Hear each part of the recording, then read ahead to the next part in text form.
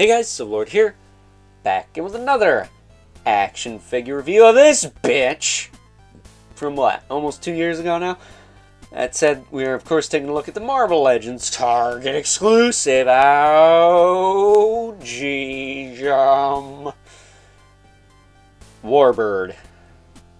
Or as I like to call her, War Turd. She was part of the 85th anniversary line, which of course brought us amazing figures like Danny Ketch Ghost Rider, Astonishing Wolverine, Danny Ketch Ghost Rider, Superior Spider-Man, Danny Ketch Ghost Rider, and Iron Fist Luke Cage 2-pack. By the way, Danny Ketch Ghost Rider.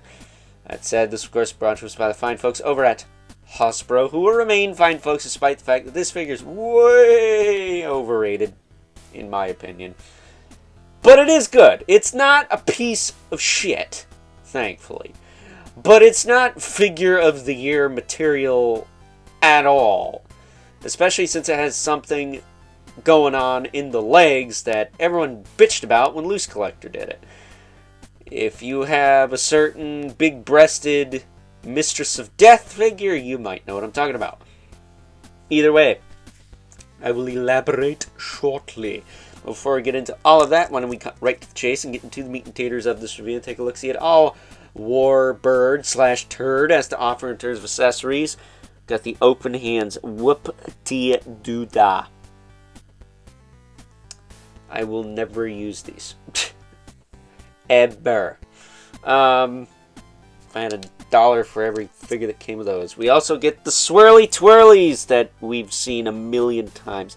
This figure costs 30 bucks, people, and the only accessory worth the shit, in my opinion, is this alternate head, which is the one she actually comes packaged with. This is fine. This other junk, I say as I use the flame effects in the URL. You saw nothing. Taking a closer look at Warbird here. I mean, it's Miss Marvel, alright? That's what I call this version of Carol Danvers. This is Miss Marvel. She's got the lightning bolt, the black singlets, the black boots, the black gloves, the pinkish sash, the little domino mask. This is Miss Marvel. To me, at least. It's not Warbird, it's not Captain Marvel, it's Miss Marvel. That's my story and I'm sticking to it. That said, she's got atrocious thigh cuts. What the hell is that? What is that? The Loose Collector Lady Death figure had these and everyone complained about it. This figure has them, and it's figure of the year. What? I don't get it. No drop-down hips. Have they ever done drop-down hips on a Marvel Legends female figure? I don't believe so. That said, she's got a disc hinge in the neck, so her head can lean back and forth and rotate. But I will tell you, mine's got a little side-to-side bop there, so be careful with that. I don't think it's like messed up or anything. It's something it does. It's just loose in there. That said, she does have shoulders that'll move out, swing back and forth due to the beautiful butterflies. They'll rotate all the way around. God willing, the hair moves out the freaking way. She does have bicep swivel, which mine are butter smooth now because I put soap in mine. They were gummy as hell when I opened her. Double elbow, that works fine. Swivel hinge wrists. She's got the diaphragm joint here. I'll lean this far forward, this far back. It does tilt side to side and rotate around. Do that to kind of tighten it. And she does have an ab crunch, which moves that far forward, that far back. Nothing to really write home about. Hips will kick out. Okay, I guess. Forward. Okay, I guess. Back. Hits her badonkadonk, so not so okay, but you know, it is what it is. She's got an atrocious thigh cut that should have probably been hidden by the boot cut, which, not for nothing. Why the heck are these pointy? These could have just been flat. They could have just molded all this. We didn't need a seam line here. It's like the one time they put in extra effort and they still do it wrong. It's hilarious. Double knee. It's fine. Hinge in the foot. It's fine with a rocker. and a peg hole. So you can throw on a stand or something.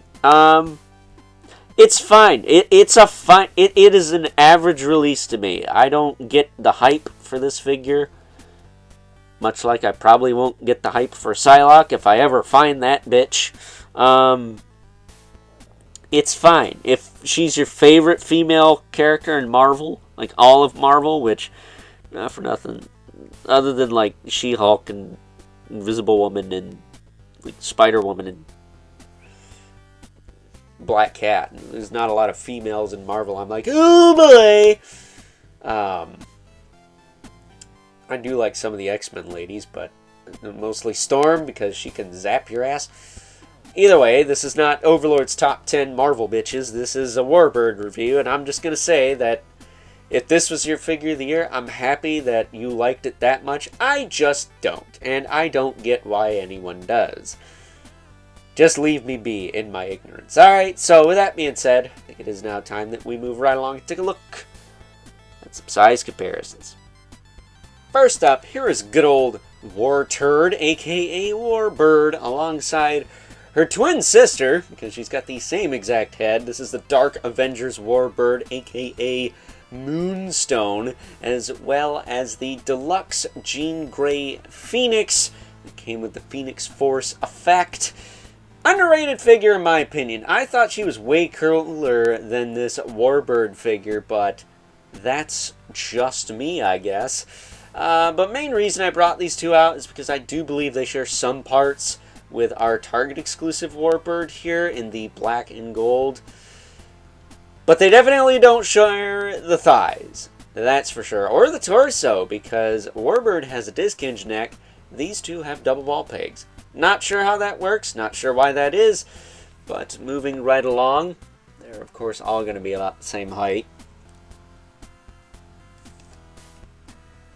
because of the reuse. Why don't we bring in our two regulars? Got the Mythic Legion's Brother Mandibilith and the infamous 11 Spawn, who as usual, of course, towers over everyone. And fortunately, Warbird is just shy of being a card-carrying member of the Men and Women in Red and Black Club, because her sash is more of a pink than a red. So that being said, it's time now that we wrap things up with some final thoughts. Overall, and am I happy to finally have good old Carol Danvers in her Miss Marvel attire, black singlet and all, in my Marvel Legends collection? Yes, of course I am. Do I think it's worth the hype that it got back when it came out? Absolutely 110,000% no. No, I don't. And before I wrap this sucker up, it's story time, people. Because back when this figure came out, a good friend of mine, that's still friends with me to this day, and hopefully onward, especially after I make this shit post, had me and my dad on the hunt for this figure. For whatever reason, our Target, at least over the course of the past couple of years or so, has decided to not stock their exclusives like at all.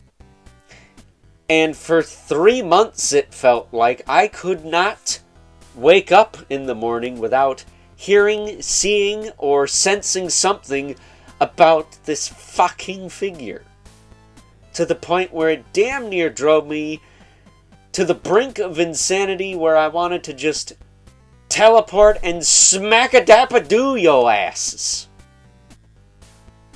So while I do like the figure, I think it's a little overrated. So with that being said, hope you guys enjoyed this review, for better or for worse. And if not, suck it. I don't care. And until next time, I'll catch you guys later.